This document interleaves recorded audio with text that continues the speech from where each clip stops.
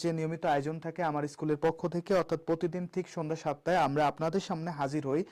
প্রতিদিন এক একটা ক্লাস নেই এবং প্রতি বুধবার ঠিক সন্ধ্যা 7টায় আপনাদের সাথে আমার দেখা হয় আমার স্কুলের প্ল্যাটফর্মে। সো তারই ধারাবাহিকতা আজকে একটা নতুন ক্লাস নিয়ে আমরা হাজির হয়েছি। সো আপনারা সবাই কাইন্ডলি একটু দ্রুত যুক্ত হয়ে যাবেন এবং যুক্ত হয়ে যাওয়ার পর অবশ্যই নিজের বন্ধু বান্ধবদেরকে অবশ্যই একটু শেয়ার এবং মেনশন করে দিবেন, যেন তারাও আসলে কানেক্টেড হতে পারে এবং আজকের যে প্রাণবন্ত ক্লাসটা আছে বা যে টপিকটা আছে সেই টপিকটা যাতে একটু সুন্দরভাবে শেষ করতে পারে। সো একটু বলে নিই, আজকে বেসিক্যালি আমরা যে টপিকটা নিয়ে আলোচনা করব সেই টপিকটার নাম কি সেটা আমি জাস্ট আপনাদেরকে একটু ছোট করে বলে দিচ্ছি। আমাদের আজকে যে টপিকটা আছে সেটা হচ্ছে জিন তত্ত্ব। তো জিন তত্ত্ব এবং বিবর্তন এই দুইটা টপিক নিয়ে, প্লাস আছে বিবর্তন, এই দুইটা টপিক নিয়ে আমরা আসলে পড়াশোনা করব। সো আপনারা সবাই কাইন্ডলি একটু দ্রুত যুক্ত হয়ে যাবেন এবং যুক্ত হয়ে যাওয়ার পর আমাদেরকে একটু ইনশিওর করবেন সবাই যে আমাদের ভয়েসটা আপনারা ঠিকঠাক মতো শুনতে পাচ্ছেন কিনা, এবং আমাদের যে পিছনে যে স্মার্ট বোর্ড দেখতে পাচ্ছেন সেই স্মার্ট বোর্ডের লেখাগুলো আপনাদের সুন্দরভাবে দৃষ্টিগোচর হচ্ছে কিনা। ওকে, এই দুইটা জিনিস আমাদেরকে একটু এনশিওর করবেন। সো আপনারা যারা আসলে স্বপ্ন দেখেন নার্সিং পরীক্ষা দিবেন, আপনাদের পরীক্ষা কিন্তু খুব সন্নিকটে। সো এখানে একটা কথা বলে রাখি যে শীতের কিন্তু একটা সত্য প্রবাহ বাংলাদেশের উপর দিয়ে বহমান রয়েছে। এই শৈত্য প্রবাহের ভিতরে যে সকল শিক্ষার্থীরা আসলে পরিশ্রম করতেছে, যে সকল শিক্ষার্থীরা আসলে স্বপ্ন দেখে কিন্তু শুধুমাত্র বসে থাকে, বাট স্বপ্ন দেখলেই শুধু হবে না। এপিজে আবুল কালামের মতো একটা কথা বলতে চাই, তারই উক্তি যেটা, সেটা হলো যে স্বপ্ন শুধু দেখলে হবে না, সেই স্বপ্ন আপনাকে বাস্তবায়ন করতে হবে। সেই বাস্তবায়ন করার জিনিসটা কি? স্বপ্ন সেটা না যেটা আপনি দেখেন ঘুমায় ঘুমায়, স্বপ্ন হলো সেটাই যেটা আপনাকে ঘুমাতে দেয় না। সো আপনাকে যে ঘুমাতে দিচ্ছে না, এই সত্য প্রবাহের মধ্যে যারা পরিশ্রম করতেছেন, দিন শেষে দেখতে পারবো কি যে এই সকল শিক্ষার্থীরা বা যারা আসলে পরিশ্রমী তারাই হচ্ছে দিন শেষে সফল হবে। সো সেই সকল সফলদের কথা চিন্তা করেই কিন্তু আমরা মূলত আসলে আমার স্কুল পরিবারের পক্ষ থেকে আমাদের এই কোর্সটা আনা, ঠিক আছে? সো দেখেন, আমার স্কুলের কিন্তু এক্সাম ব্যাচ রয়েছে। শুধুমাত্র আপনারা ক্লাস করলেই কি ইফেক্টিভ হবে? অবশ্যই বলবো না। পরীক্ষা দেওয়া একটা ম্যান্ডেটরি বিষয় এবং পরীক্ষা না দিলে আপনি বুঝতে পারবেন না আপনার অবস্থানটা ঠিক কোন জায়গায় অবস্থান করছে, অর্থাৎ আপনি এখন কোন লেভেলে আছেন। এটা বোঝার জন্য আপনাকে কি করতে হবে? এক্সাম দিতে হবে। তো আমাদের এক্সাম বেসে বিএসসি ইন নার্সিং যারা পরীক্ষা দিবেন, আর আছে ডিপ্লোমা এবং মিডওয়াইফারি, এদের জন্য পৃথক দুইটা ব্যাচ রয়েছে। ডিপ্লোমা আপনারা যে যেখান থেকেই পরীক্ষা দেন না কেন, আমাদের 168টি পরীক্ষা দেওয়ার সুযোগ রয়েছে। বিএসসি দের জন্য কোর্স ফিটা হচ্ছে মাত্র 600 টাকা এবং ডিপ্লোমাদের জন্য আমাদের এই কোর্স ফিটা হচ্ছে মাত্র 500 টাকা। সো আপনারা যারা এখনো পর্যন্ত আমাদের কোর্সে ভর্তি হন নাই, এখনো পর্যন্ত যারা কোর্সে ভর্তি হন নাই, দ্রুত এনরোল করে ফেলেন এবং কোর্সটাই অবশ্যই অবশ্যই ভর্তি হয়ে যান। সো এখানে দেখতে পাচ্ছি আমাদের সাথে অলরেডি একজন যুক্ত হয়েছে, সে হচ্ছে শর্মা তালুকদার যুক্ত হয়েছে। আসসালামু আলাইকুম স্যার। ওয়ালাইকুম আসসালাম। হ্যাঁ আপু, আপনার কমেন্ট আসতেছে এবং সবচেয়ে বড় কথা, আপনারা অবশ্যই যুক্ত হয়ে যাওয়ার পরে ক্লাসটা অবশ্যই একটু শেয়ার করে নেবেন নিজের বন্ধু বান্ধবদের সাথে এবং সেই সাথে সাথে নিজেদের পরিচিত যারা আছে তাদেরকে একটু মেনশন করে দিতে পারেন।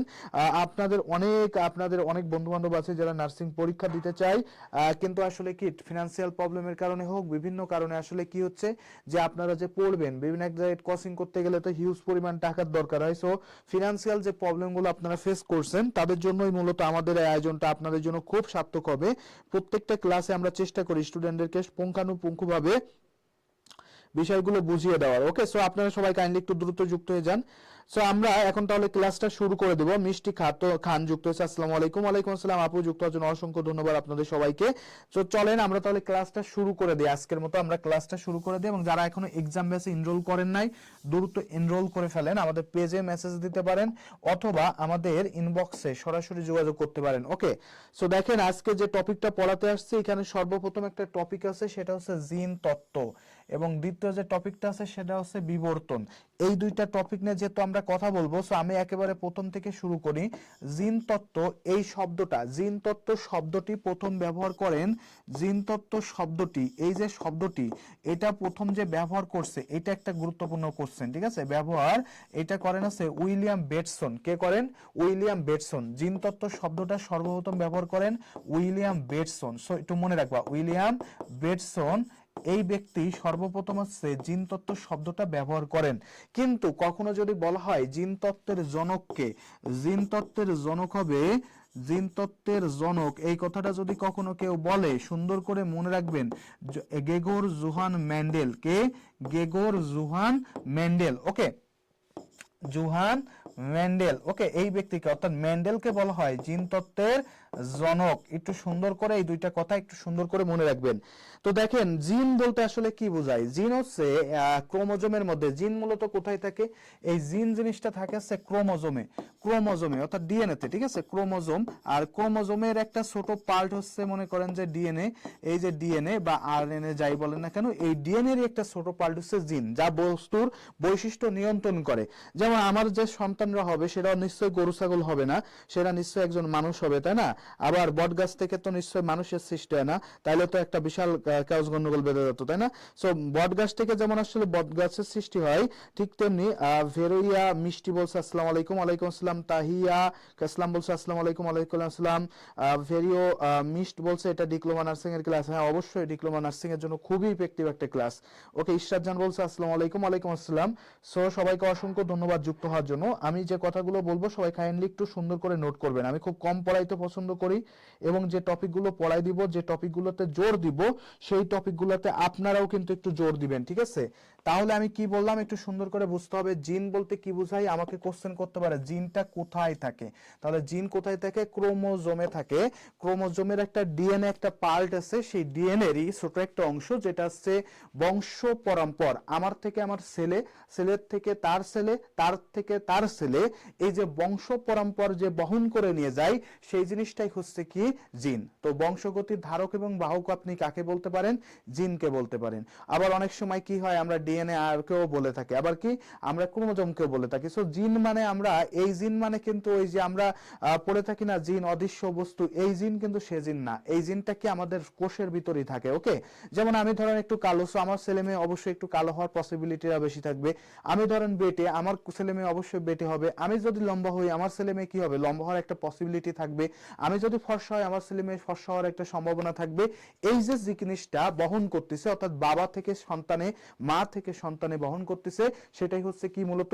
সেটাই হচ্ছে মূলত জিন। ওকে, এবার দেখেন এই যে গ্রেগর জোহান মেন্ডেল, এই গ্রেগর জোহান মেন্ডেল যখন আসলে জিন তত্ত্ব নিয়ে কাজ করেন, এই জন্য বা বংশগতির বিষয়গুলো নিয়ে যখন কাজ করেন, তখন তিনি দেখতে পারেন দুইটা কথা মনে রাখবা। গ্রেগর জোহান মেন্ডেল বংশগতিবিদ্যা, বংশগতিবিদ্যা এবং সেই সাথে সাথে কি বংশগতিবিদ্যা এবং জিন তত্ত্ব দুইটারই জনক বলা হয় গ্রেগর জোহান মেন্ডেলকে। পরীক্ষায় আসছে, ডিপ্লোমাদের পরীক্ষাতেও এটা আসছে। ওকে, একটু সুন্দর করে মনে রাখেন। বেরিয়া মিষ্টি বলছে এটা কি ডিপ্লোমা নার্সিং এর ক্লাস? হ্যাঁ, অবশ্যই এটা খুবই ইফেক্টিভ একটা ক্লাস ডিপ্লোমা নার্সিং এর জন্য আপু। তো জিন তত্ত্বের জনক এবং বংশগতিবিদ্যার জনক বলা হয় কাকে? গ্রেগর জোহান মেন্ডেলকে। তো গ্রেগর জোহান মেন্ডেল বংশগতি সম্পর্কে টোটাল দুইটা সূত্র দিছে, ঠিক আছে? কয়টা সূত্র দিছে? দুইটা সূত্র দিছে। ওকে, তো এই যে যে দুইটা সূত্র দিছে, এই যে দুইটা সূত্র দিছে, এই সূত্রটা করার জন্য তিনি যে গবেষণাটা করেন, সেই গবেষণাটা করছিলেন মটরশুঁটি গাছের উপর। কোন শুঁটি গাছের উপর? মটরশুঁটি গাছ। এই গাছের উপর তিনি গবেষণা করেন, বুঝছো? তিনি কিন্তু একজন পাদ্রী ছিলেন, খ্রিস্টান পাদ্রী, বুঝছো? আমাদের যেমন আছে ইসলাম ধর্মে মনে করো যে ই থাকে না, ইমাম থাকে, মুয়াজ্জিন থাকে, তো খ্রিস্টানদের এরকম গির্জাতে ফাদার থাকে, পাদ্রী থাকে, এরকম বেশ সেবক থাকে, খাদেম টাইপের আর কি, বুঝছো? তো তিনি ছিলেন একজন আছে খাদেম। তো তিনি মূলত আসলে যখন দেখেন যে বংশগতি নিয়ে কাজ করেন, তখন তিনি মূলত দুইটা সূত্র দিছে, বুঝছো? দুইটা সূত্র দিছে। এর মধ্যে প্রথম যে সূত্রটা আছে, প্রথম যে সূত্রটা, আমরা বেশি ডিপে কিছু পড়বো না, প্রথম সূত্রটা, এই সূত্রটাকে বলা হয় পৃথকীকরণ সূত্র। কি বলা হয় এটাকে? পৃথকীকরণ সূত্র। এটা হচ্ছে গ্রেগর জোহান মেন্ডেলের সূত্র, পৃথকীকরণ সূত্র। এই সূত্রে দেখা যায় অনুপাতটা আসে কত? এই সূত্রে যে অনুপাত হয়, সেই অনুপাতের পরিমাণটা তোমাদের একটু সুন্দর করে মনে রাখা লাগবে। সেটা হচ্ছে 3:1। কিভাবে আসতেছে খেয়াল করো, আমি জাস্ট তোমাদেরকে একটা সিকোয়েন্সে বুঝাই দিচ্ছি। কালো মনে করো হচ্ছে দুইটা খাটো এবং লম্বা দুইটা বৃক্ষ নিয়ে আমি কাজ করতেছি, একটা খাটো বৃক্ষ আর একটা লম্বা বৃক্ষ। তো মনে রাখবা যে দুইটা গাছ থেকে সবসময় তিনটা জিনিস তৈরি হয়। কয়টা জিনিস তৈরি হয়? তিনটা জিনিস, সরি চারটা জিনিস। খাটো গাছ এবং লম্বা গাছ এরা যখন মিলিত হয়েছে, মিলিত হওয়ার পর এখান থেকে চারটা জিনিসের সৃষ্টি হচ্ছে। ওকে, চারটা জিনিসের সৃষ্টি হচ্ছে। এই চারটার মধ্যে একটি হয়েছে খাটো, সে দেখতে পারে একটি হয়েছে খাটো, এবং বাকি যে তিনটা আছে, তিনটি, সেই তিনটি হয়েছে লম্বা। তখন তিনি সিদ্ধান্ত নিল যে দুইটা ভিন্ন বৈশিষ্ট্যের যদি বস্তু থাকে, তাহলে তাদের অনুপাত হবে 3:1। কত হবে? 3:1। অর্থাৎ দেখা যাচ্ছে তিনটা খাটো হবে বা তিনটা কি হবে? লম্বা হবে। এই জন্য তিনি কি বলছেন? 3:1। কথাটা একটু সুন্দর করে বুঝতে হবে, বুঝছো? এটাকে বলা হয় পৃথকীকরণ সূত্র। আমি জাস্ট তোমাকে সূত্রটা বুঝাইতে চাচ্ছি না, সূত্রটা তোমার লাগবে না, তোমার আসবে অনুপাতটা। কি আসবে? অনুপাতটা আসবে। তো সেখান থেকে মনে রাখতে রাখতে পারবে না। পৃথকীকরণ সূত্রের অনুপাত কত? 3:1, নট 1:3। এটা কি হবে? 3:1, নট 1:3। কি হবে? 3:1। কেন? আমি দুইটা খাটো এবং লম্বা গাছ নিয়ে কাজ করে দেখছে যে সে আছে দুইজন খাটো এবং লম্বা মানুষ না সরি মটরশুটি গাছ নিচে নিয়ে ওদের মধ্যে ক্রস করাইছে, অর্থাৎ কি পরাগায়ন ঘটাইছে। পরাগায়ন ঘটানোর পরে খাটো গাছ পাইছে একটা, লম্বা গাছ পাইছে তিনটা, তাই তিনি বলছে কি অনুপাত হবে 3:1। এটা ছিল তার হচ্ছে প্রথম সূত্র। ঠিক আছে ভাইয়া? ভাইয়া এটা বুঝতে পারছো কিনা ভাইয়াকে একটু জানাই দিও। ঠিক আছে, প্রথম সূত্র ছিল পৃথকীকরণ সূত্র। ঠিক আছে, এটা ছিল তার প্রথম সূত্র। এরপরে চলে যাচ্ছি আমরা তার পরের স্লাইডে যাই, তাহলে একটু ভালো হবে তোমাদের জন্য। সো দেখো আমরা পরের স্লাইড যেটা আছে সেখানে যাই। তারপরে তার দ্বিতীয় যে সূত্রটা আছে, দ্বিতীয় সূত্র, এটা আছে গ্রেগর জোহান মেন্ডেলের দ্বিতীয় সূত্র। ওকে, তো গ্রেগর জোহান মেন্ডেল যে দুইটা সূত্র দিয়েছে এর মধ্যে প্রথম সূত্রটা কিন্তু আমরা পড়ে ফেলছি। এবার দেখো যে দ্বিতীয় সূত্র যেটা আছে, দ্বিতীয় সূত্রটার ক্ষেত্রে সে কি বলছে। দ্বিতীয় সূত্রটা বুঝতে গেলে তোমাকে একটু বিষয়গুলো একটু খেয়াল করতে হবে। দ্বিতীয় সূত্রটা কিন্তু স্বাধীনভাবে মিলনের সূত্র। এটাকে কি বলা হয়? স্বাধীনভাবে মিলনের সূত্র। ঠিক আছে, স্বাধীনভাবে মিলনের সূত্র। ওকে, এটাকে বলা হয় স্বাধীনভাবে মিলনের সূত্র। এবং এটা করার পর সে যে অনুপাতটা পাইছে সেটা হচ্ছে 9:3:3:3:1, 9:3:3:1, 9:3:3:1। বিষয় হচ্ছে সে সবসময় চেষ্টা করছে দুইটা বৈশিষ্ট্য নিয়ে কাজ করার চেষ্টা করছে। একটা হচ্ছে গোল এবং হলুদ বিজনেস, একটা আছে গোল প্লাস আছে হলুদ কালারের একটা বিজনেসে। আর একদিকে সে পরাগায়ন ঘটাইছে খাটো, গোল মানে খাটো, খাটো এবং সবুজ কালারের একটা বীজের সাথে সে আছে সম্পর্ক তৈরি করছে। তাহলে সব জায়গায় দেখো একটা জিনিস তুমি লক্ষ্য করো, দুইটা বৈশিষ্ট্য আসতেছে এখান থেকে। কি হতে পারে? একটা আছে গোল সবুজ হতে পারে, আর একটা হতে পারে গোল এবং খাটো, আরেকটা হতে পারে হলুদ খাটো, আরেকটা হচ্ছে কি আসতে পারে হলুদ সবুজ। তো এইভাবে সব মিলাই আমাদের যে 16টা জীবের সৃষ্টি হবে এখান থেকে, সেই 16টা জীবের মধ্যে 3টা হবে এক কালারের, 9টা হবে এক কালারের, 3টা হবে এক কালারের, 3টা হবে এক কালারের, একটা হবে এক কালারের। সো এই বৈশিষ্ট্য থেকে সে কি বলছে, এখানে অনুপাতটা হয়ে যাবে 9:3:3:1, 9:3:3:1। ওকে, এটা জাস্ট শুধু তুমি সূত্রটা একটু সুন্দর করে মনে রাখবা, অনুপাতটা কত হবে। ঠিক আছে, এটা অনুপাতটা কত হবে। ফারহানা ইসলাম কোন ক্লাস সাবজেক্টের ক্লাস হচ্ছে? এটা বিজ্ঞান ক্লাস বা তুমি জীববিজ্ঞান যেটাই বলো সেই ক্লাসের ক্লাস হচ্ছে। আমি তোমাকে সূত্রটা জাস্ট বোঝাতে চাচ্ছি না, জাস্ট তোমাকে একটা বেসিক ধারণা আমি তোমার মধ্যে দিয়ে দিলাম। ওকে, এখন দেখো কিছু স্পেশাল কথাবার্তা আছে যেগুলো একটু মনে রাখবা। সেটা হচ্ছে লোকাস। লোকাস মানে হচ্ছে, লোকাস বলতে বোঝাচ্ছে যেখানে জিন অবস্থান করে, যেখানে জিন অবস্থান করে। ঠিক আছে, জিন অবস্থান করে তাকে বলা হচ্ছে লোকাস। ওকে, একটু সুন্দর করে মনে রেখো, লোকাস বলে এটাকে। ওকে, এটা একটু সুন্দর করে মনে রাখবে। এবার আছে অ্যালিল। অ্যালিল কি? অ্যালিল হচ্ছে প্রত্যেকটা বৈশিষ্ট্যের জন্য দুইটা করে জিন থাকে। প্রত্যেকটা বৈশিষ্ট্যের জন্য কয়টা করে জিন থাকে? দুইটা করে জিন থাকে, বুঝছো? দুইটা করে জিন মানে কিন্তু আমি তোমাকে আগেই বলে নিছি ভাই, জিন মানে কি? জিন মানে হচ্ছে জিন মানে হচ্ছে এই জিন সেই জিন না, এই জিন কি অন্য জিন, বুঝছো? ওকে, সো দেখো একটি অপরটির হচ্ছে যে দুইটা জিন একসাথে অবস্থান করে, দুইটা জিন একসাথে থাকলে কে দুইটা জিন যে থাকে, দুইটি জিন যে থাকে, দুইটি জিন থাকে থাকে একটিকে অপরটির অ্যালিল বলে, একটিকে অপরটির অ্যালিল বলে, বুঝছো? যে দুইটা জিন একসাথে থাকে, একসাথে দুইটা করে জিন থাকে, অর্থাৎ জুড়াই জুড়াই। পৃথিবীতে প্রত্যেকটা জিনিস, এটা সুন্দর করে মনে রাখো, পৃথিবীতে যে কয়টা জিনিস পাবা সব জিনিস জুড়াই জুড়াই থাকতে পছন্দ করে। পৃথিবীতে যা কিছু পাবা সব কিসে থাকতে পছন্দ করে? জুড়াই জুড়াই। কেন? ওই যে ছেলে মেয়ে একটা ব্যাপার আছে না, ভালোবাসা, ঠিক তেমনি প্রত্যেকটা জিনিসের জুড়াই জুড়াই একটা সম্পর্ক আছে। এই যে পা দিয়ে যে আমি মাটিতে আঘাত করি, আবার পা দা উঠাই ফেলে, এখানেও জোড়া কাজ করতেছে, ক্রিয়া প্রতিক্রিয়া জোড়াটা কাজ করতেছে। ওকে, এবার দেখো অ্যালিলের পরে আমরা একটা সুন্দর জিনিস পড়ে থাকি অ্যালিলের পরে, সেটা হচ্ছে হোমোজাইগাস। হোমোজাইগাস, বুঝছো? হোমোজাইগাস। আর একটা হচ্ছে জাইগাস, আর একটা হচ্ছে হেটারোজাইগাস। দুইটা শব্দ, একটা হোমোজাইগাস আর একটা হচ্ছে হেটারো জাইগাস। তো দেখো এই যে আমরা বললাম না অ্যালিল, অ্যালিলে কয়টা জিন থাকবে? দুইটা জিন থাকবে। অ্যালিলে কয়টা জিন থাকবে? দুইটা জিন। এই দুইটা জিন যদি একই ধরনের দেখতে, যদি একই রকমের হয়, অ্যালিল দুইটা দেখতে যদি আমার একই রকম হয়, তখন তাকে বলে আছে হোমোজাইগাস। ও তাকে কি বলবে, হোমোজাইগাস। আর যদি আমার ভিন্ন ধরনের হয় তাহলে সেটা কি হবে, হেটারোজাইগাস। একই ধরনের হলে অ্যালিল দুইটি একই ধরনের অ্যালিল হলে কি হবে, অ্যালিল যদি একই ধরনের অ্যালিল যদি হয় সেটা হবে হোমোজাইগাস। অ্যালিল যদি একই ধরনের হয় সেটা হবে হোমোজাইগাস। আর ভিন্ন ধরনের অ্যালিল হলে কি হয়ে যাবে, সেটা হয়ে যাবে হেটারোজাইগাস। হেলিল, ওকে। কেমন একই ধরনের হলে কেমন, একটু জাস্ট উদাহরণ দেখাই দিই। হোমোজাইগাস এখানে বড় হাতের দুইটা টি ব্যবহার করতে পারে, আবার ছোট হাতের দুইটা টি থাকতে পারে। কিন্তু ভাইয়া যদি একটা বড় হাতের একটা ছোট হাতের হয় তাহলে সেটা হয়ে যাবে কি, এটা হয়ে যাবে হচ্ছে হেটারোজাইগাস। দেখো এটা হয়ে যাবে হেটারোজাইগাস। আর যেটা যদি সেম সেম থাকে, সেম সেম, যেমন ওইখানে আছে বড় হাতের দুইটা টি, ছোট হাতের দুইটা টি, সেটা হয়ে যাবে হোমোজাইগাস। আর যদি ভিন্ন ভিন্ন টাইপের থাকে তাহলে সেটা কি হয়ে যাবে, হেটারোজাইগাস। সেটা কি হয়ে যাবে, হেটারোজাইগাস। ওকে, এরপরে চলে আসি আছে ফিনোটাইপের ক্ষেত্রে। একটা খুব চমৎকার একটা সুন্দর জিনিস আছে, ফিনোটাইপ এবং জিনোটাইপ, দুইটা জিনিস আছে। তো আমরা জিনোটাইপটা আগে পড়বো এবং ফিনোটাইপটা পড়বো। জিনোটাইপ, ঠিক আছে, জিনোটাইপ, আরেকটা হচ্ছে ফিনোটাইপ। ফিনোটাইপ, ওকে, খেয়াল করো জিনোটাইপ এবং ফিনোটাইপ বিষয়টাকে একটু খেয়াল করতে হবে, ঠিক আছে। আমি আবার বলি জিনোটাইপ এবং ফিনোটাইপ বিষয়টাকে একটু খেয়াল করো। তো দেখো যে জীবের যে বৈশিষ্ট্য থাকে সে বৈশিষ্ট্য নিয়ন্ত্রণকারী জিনকে বলে আছে জিনোটাইপ। বৈশিষ্ট্য নিয়ন্ত্রণকারী জিন, বৈশিষ্ট্য নিয়ন্ত্রণকারী জিন, ওকে, কারী জিন, এটাকে বলা হয় আছে জিনোটাইপ।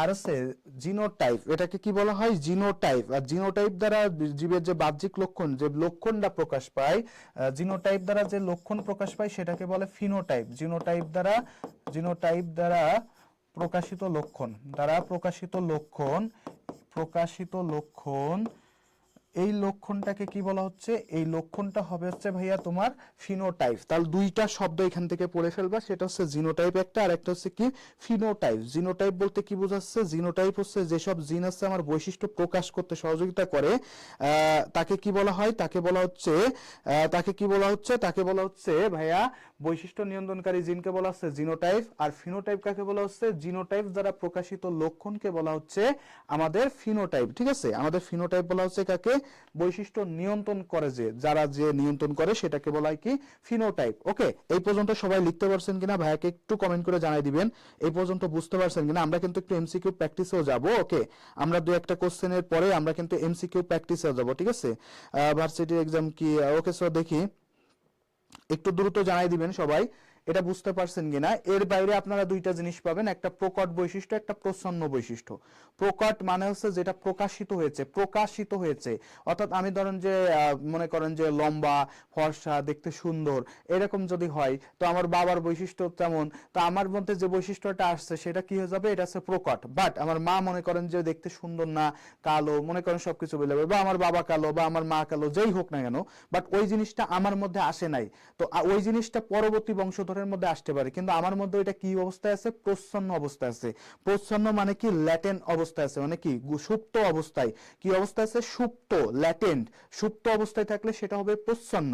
আর যেটা প্রকাশিত অবস্থায় আছে সেটা কি হয়ে যাবে, প্রকট। সেটা কি হয়ে যাবে, প্রকট। ওকে, প্রকট। এটা হচ্ছে ভাইয়া biology 11 number chapter, 11 number chapter. Okay, এটা হচ্ছে বায়োলজি 11 নাম্বার চ্যাপ্টার, ঠিক আছে ভাইয়া, এটা হবে বায়োলজি 11 নাম্বার চ্যাপ্টার। তো চলেন আমরা তাহলে একটু সুন্দর করে একটা কাজ করি। সেই কাজটা হচ্ছে আমরা কিছু এমসিকিউ দেখে আসি। আমরা এতক্ষণ যতটুকু পড়ছি এখন আমরা কিছু এমসিকিউ দেখে আসি। তো সর্বপ্রথম এখানে লেখা আছে, দেখেন আমাদের আজকে প্রথম কোশ্চেন, জিন শব্দটি প্রথম প্রবর্তন করেন কে। জিন শব্দটি, এই শব্দটা প্রথম প্রবর্তন করছে কে বলেন তো দেখি। আপনাদেরকে একটু আগেই পড়াই ফেলছি, তো আপনারা একটু জানাই দিবেন। জিন শব্দটি সর্বপ্রথম প্রচলন করছে কে, কে কে জানেন ভাইকে একটু জানাই দেন। জিন শব্দটি সর্বপ্রথম প্রচলন করছে কে, এখানে আছে ডারউইন। ডারউইনকে বলা হয় বিবর্তনবাদের জনক। তো মনে রাখেন, ম্যান্ডেল তো বলছি, হডসন এবং জোহানসেন, এর মধ্যে বলেন এটা কি হবে, একটু বলেন তো ভাইয়া, এটা কি হয়ে যাবে, উত্তরটা কি হবে। আমরা যতটুকু পড়াইছি এর মধ্য থেকে একটা কোশ্চেন আসছে, সেটা হচ্ছে জিন, যে শব্দটা আছে জিন, এতক্ষণ ধরে জিন জিন করলাম, এই জিন শব্দটা সর্বপ্রথম কে ব্যবহার করছে, সর্বপ্রথম প্রবর্তন করে কে। ঠিক আছে, শান্তা বলছে বি, ঠিক আছে, ফারহানা ইসলাম বলছে ভি, ইসরাত জাহান নিহা ভি, শরীফা রূপা বলছে ভি, আর কে কে আছেন ভাই একটু কমেন্ট করবেন। ওকে, সো একটু কমেন্ট করেন, সবাই একটু কমেন্ট করেন। সুবর্ণা বি বলছে, ইসরাত জাহান বি বলছে। ওকে, একটু দেখেন ভাইয়া, আমি কিন্তু একটা কথা বলছিলাম যে মেন্ডেল কিন্তু জিন তত্ত্বের জনক। কিসের? জিন তত্ত্ব। বাট যদি বলা হয় জিন শব্দটা প্রথম ব্যবহার করে কে, সেটা হয়ে যাবে বেটসন। কি হয়ে যাবে? ওয়েটসন। তো জোহান ওয়েটসন। তো যেহেতু আছে জোয়ানসেন আছে, মানে জোহান বেটসন, সেই হিসেবে এই নামটা আসছে, বুঝছো? তো এই জন্য এখানে সি নাম্বারটা আছে সঠিক উত্তর, সি নাম্বারটা সঠিক উত্তর। বাট অ্যাকচুয়াল সঠিক উত্তর হচ্ছে বেটসন। কি হয়ে যাবে? অ্যাকচুয়াল সঠিক উত্তরটা হচ্ছে বেটসন। তোমাকে যদি বলতো জিন তত্ত্ব, তাহলে তোমাদের সবার উত্তর সঠিক হইতো মেন্ডেল। বাট আমাকে এটা কিন্তু মেন্ডেল বলে নাই, এটা কি হবে? জিন শব্দটা কে ব্যবহার করছে? কে? জিন। জিন শব্দটা আছে ভেটসন। কি হয়ে যাবে? ভেটসন হবে। ঠিক আছে ভাইয়া, বুঝতে পারছো? সবাই কিন্তু মোটামুটি একটা শেখা খাইছো, তাই না? এটা শেখা খাইছো। চলো শেখা খাওয়ার পরের কোশ্চেনটা তাহলে একটু সলভ করে ফেলি। সো পরের যে কোশ্চেনটা আছে সেটা মোটামুটি পারবা তোমরা, দেখি পারো কিনা। বংশগতির জনক কে? বংশগতির জনক কে? ওকে ভাই, একে একটু জানাই দাও তো বংশগতির জনক কে? Lamarck, Mendel, Darwin, Morgan. বংশগতির জনক কাকে বলা হয়? এটা পারবা, এটা আশা করি যে পারবা। প্রথম কোশ্চেনটা একটা সেকা দিয়ে দিছে, বাট এই কোশ্চেনটা তোমাদেরকে আর সেকা দিবে না। এই কোশ্চেনটা খুব চমৎকার একটা কোশ্চেন এবং পরীক্ষায় প্রচন্ড পরিমাণে আসে, বুঝছো? সো অনেক সময় হয় কি, জিন না লিখে অনেক সময় জেনেটিক্স থিওরি বা জেনেটিক্স এর জনক এরকম আসতে পারে। সো জেনেটিক্স মানে হচ্ছে জিন, ইংলিশে থাকতে পারে। আমাদের ম্যাডামরা তো একটু বাংলা কম পারে, সো ইংলিশেও বলতে পারে। সো এই জন্য মনে রেখো জেনেটিক্স, এইটারও জনককে মেন্ডেল। ওকে, এই কথাটা মনে রেখো। শান্তা আক্তার বলছে ভি হবে, মেন্ডেল হবে। Very good. আর কে কে আছো আমাকে কমেন্ট করো। শরীফা রূপা বলছে বি, সুবর্ণা বলছে বি, ইশরাত জাহান বলছে ভি। ভাইয়াকে আর একটু জানাই দাও, সবাই একটু কমেন্ট করে করে জানাই দিবা ভাইয়াকে। ওকে, ভেরি গুড, সাবাস যারা যারা করতেছো। ইসরাত জাহান নিহা বলছে ভি। ওকে, সুন্দর, চমৎকার। এবার চলে যাই, আর কে কে আছো? মাহিম ইসলাম, মাহিম ইসলাম বলছে ভি, ফারহানা ইসলাম বলছে বি হবে। ভেরি গুড, এটা মোটামুটি সবারই হয়েছে ভাইয়া। এটা কে হয়ে যাবে? মেন্ডেল হয়ে যাবে, তাই তো? এটা কি হয়ে যাবে? মেন্ডেল হয়ে যাবে। এটা সবাই মোটামুটি পারছো। ভেরি গুড, সাবাস। এই উত্তরটা তোমাদের সবার হয়েছে। চলো পরের কোশ্চেনটা তাহলে আমরা আরেকটু সলভ করে দেখি পরে কি আছে। জিন অবস্থান করে কোথায়? অবস্থান করে, এটা আমি তোমাদেরকে পড়াইছি কিছুক্ষণের মধ্যে, এটা আমি তোমাদেরকে পড়াই ফেলছি। সো এটা একটু বলে দাও, জিন অবস্থান করে কোথায়? জিন অবস্থান করে কোথায়? ভাইয়াকে জানাই দাও, জিন অবস্থান করে কোথায়? আর তোমরা যারা যারা আমাদের সাথে যুক্ত হয়েছো, এখনো পর্যন্ত যারা ক্লাসটা শেয়ার করো নাই, অবশ্যই ক্লাসটা একটু শেয়ার করে দাও। আর মেনশন করে দাও নিজের বন্ধু বান্ধবদেরকে, জানিয়ে দাও যে এখানে আমাদের ক্লাস হচ্ছে ফ্রি ক্লাস। সো ফ্রি ক্লাসগুলো যাতে অন্তত অ্যাটেন্ড করতে পারে, অন্তত পরীক্ষায় কিছুটা হলেও ইফেক্টিভ হবে, বুঝছো? মাহিম ইসলাম বলছে ডি। ওকে, মৌসিনা জামান ও যুক্ত আছে। তাহিয়া ইসলাম বি। ইশরাত জাহান বলছে ডি। আর কে কে আছো ভাইয়াকে একটু জানাও। শান্তা আক্তার বলছে ক্রোমোজোম, ক্রোমোজোম বলছে। শরীফা রূপা বলছে ডি। মৌসিনা জামান বলছে ডি। ইশরাত জাহান নিহা বলছে ডি। আর যে যে আছো সবাইকে একটু কমেন্ট করো। তাহিয়া ইসলাম বলছে ডি। সাবাস। আর যে যে আছো সবাই একটু কমেন্ট করবা, সবারই উত্তর চাচ্ছি।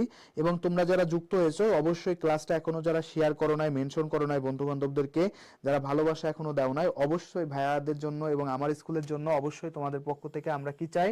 ভালোবাসা চাই। সো এটার উত্তর কি হয়ে যাবে? ডি হয়ে যাবে। ক্রোমোজোমে থাকে, তাই না?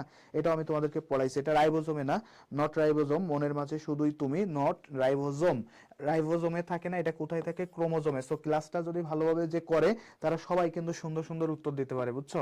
সবাই উত্তর দেয়, যারা ক্লাসটা মনোযোগ সহকারে করবে তারা সবাই উত্তর দিতে পারবে। এইটাও পারবে আমার স্টুডেন্টরা, এইটাও পারবে। দেখি কে কে পারো। ফারহানার পরে এটার উত্তর দিয়ে দাও।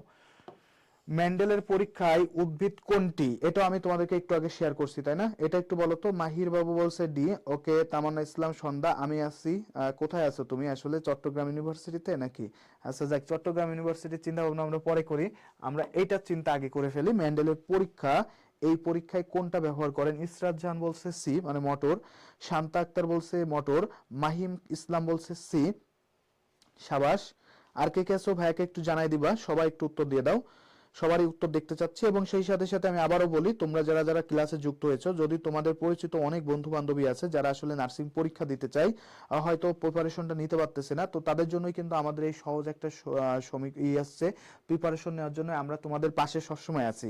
মনের মাঝে শুধুই তুমি মোটর বলছে, শরীফা রূপা বলছে সি, তামান্না বলছে C, Subarna C, Sumaiya Begum C, Ishrat Jahan Neha বলছে C, Sumaiya Begum C, Mahir Babu C, Farhana Islam, Tahiya Islam. Very good, সাবাস। তাহলে এটার উত্তর কি হয়ে যাবে? মটর হয়ে যাবে, মটরশুঁটি ছিল, তো সেখান থেকে মটর গাছ আসছে, বুঝছো, মটর গাছ আসছে। নাহিদা রহমান সেও যুক্ত হয়েছে, ভেরি গুড, সাবাস। চলো পরের কোশ্চেনটা একটু সলভ করি। সমগোত্রীয় বৈশিষ্ট্য বহনকারী জিনকে কি বলে? এটাও তোমরা পারবা, দেখি পারো কিনা একটু খেয়াল করি। এটা দেখি কেউ পারো কিনা একটু খেয়াল করো। সমগোত্রীয় বৈশিষ্ট্য, সমান জাতীয় বৈশিষ্ট্য, ঠিক আছে, সমগোত্রীয় বৈশিষ্ট্য বহনকারী জিনকে কি বলে? অর্থাৎ সমজাতীয় বৈশিষ্ট্য মানে একই ধরনের বৈশিষ্ট্য বহন করে, এই বৈশিষ্ট্য বহনকারী জিনকে কি বলে? কে কে জানো একটু কমেন্ট করবা ভাইয়াকে। Allele, locus, genome, chromatid. বলো তো ভাই এখান থেকে উত্তরটা কি হতে পারে? এটা যদি একটু চালাকি করো তাহলে কিন্তু সহজে উত্তর দিতে পারবা। সমজাতীয় বৈশিষ্ট্য আমি তোমাদের এটা একটু আগেই পড়াইছি, সো সেখান থেকে আসছে। একটু বলো তো ভাইয়াকে, একটু জানাই দাও তো এটা কি হবে, ভাইয়াকে একটু জানাই দাও। ওকে, মাহিম মাহিম ইসলাম বলছে এ, মনের মাঝে শুধুই তুমি বলছে ডি, শান্তা ইসলাম বলছে এ, সাবাস। আর কে কে আছো ভাইয়াকে জানাও। ফারহানা ইসলাম বলছে এ, মনি হোসেন বলছে এ, তাহিয়া ইসলাম বলছে এ। আর কে কে আছো ভাইয়াকে জানাও, কমেন্ট করো, সবাই একটু কমেন্ট করবো। সুবর্ণ আক্তার আরজে বলছে এ। ওকে, ইশরাত জাহান বলছে এ। সুমাইয়া বেগম, সুমিয়া বেগম বলছে এ। শরীফা রূপা এ। ইশরাত জাহান নিহা বলছে এ। আর যে যে আছো সবাই অবশ্যই কমেন্ট করো। সো আমি একটু উত্তর দিয়ে দিই। সমজাতীয় জিনিস যদি একই বৈশিষ্ট্য বহন করে, একই ধরনের বৈশিষ্ট্য যদি বহন করে, তবে তাদের সন্ধ্যা, সন্ধ্যা উত্তর দিছে তামান্না ইসলাম সন্ধ্যা, তাহলে তারা হয়ে যাবে অ্যালিল, তারা কি হয়ে যাবে? অ্যালিল। তাহলে আমি এটা তোমাদেরকে একটু আগেই পড়ানো হয়েছে না, অ্যালিলের কথা বলছি না, সেই অ্যালিল কিন্তু এখানে দেখো আসছে। ভেরি গুড, সাবাস। চলো অ্যালিল হবে সমজাতীয় বৈশিষ্ট্য যদি একই ধরনের বৈশিষ্ট্য বহনকারী যে জিন আছে। ধরো আমি যদি বলি যে আমার যেটা নাক গঠন করার যে জিন, নাক গঠন করবে আমার মায়ের মতো, ধরো আমার নাক হইছে, তাহলে আমার নাক গঠনকারী যে জিনগুলো আছে সেগুলাকে কি বলবে? অ্যালিল। একজন তো আর নাক গঠন করবে না, নাক গঠন করবে কয়েকজন মিলে, সো এই জন্য এইগুলোকে কি বলবে? অ্যালিল। এবার তারপরে চলে আসি, মেন্ডেলের প্রথম সূত্র কোনটি? মেন্ডেলের প্রথম সূত্র কোনটি বলো? মেন্ডেলের প্রথম সূত্র কোনটি? মেন্ডেলের প্রথম সূত্র কোনটি? আমরা মনে হয় এটা তোমাদেরকে খানিকটা বলছি। মেন্ডেলের প্রথম সূত্র কোনটি ভাইয়াকে একটু জানাই দাও তো। মেন্ডেলের প্রথম সূত্র কোনটি ছিল? মেন্ডেলের প্রথম সূত্র কোনটি? জানাও ভাইয়াকে একটু জানাই দাও। মেন্ডেলের প্রথম সূত্র কোনটি? মেন্ডেলের প্রথম সূত্র কোনটি?